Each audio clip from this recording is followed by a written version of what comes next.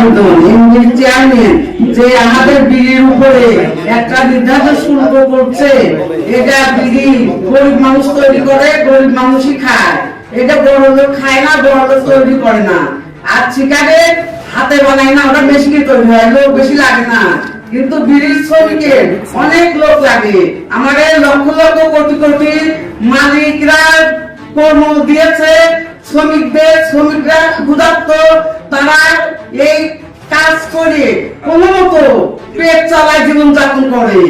তাই বিড়ির উপরে এমপি চেয়ারম্যান শুল্ক কর বাড়ায় নিয়ে যাবে না। আমরা প্রয়োজন হলে মাঠে নামবো, সবাই মিলে ঐক্যবদ্ধ হয়ে এক হয়ে। আমাদের দাবি একটাই, আমাদের বিড়ির উপরে শুল্ক বাড়ানো যাবে না। বিড়ি গরিব মানুষ খায়, তৈরি করে, আর সিগারেট বিদেশি কোম্পানি ঢুকাবো, তারা দেশের থেকে বিদেশে লুটে নিয়ে যাবো, আমরা তা হতে দেব না। আমাদের এই দাবি মানতেই হবে। আমাদের দাবি একটাই, আমার বিড়ির উপরে কোনো চাপ দেওয়া যাবে না, শুল্ক বাড়ানো যাবে না।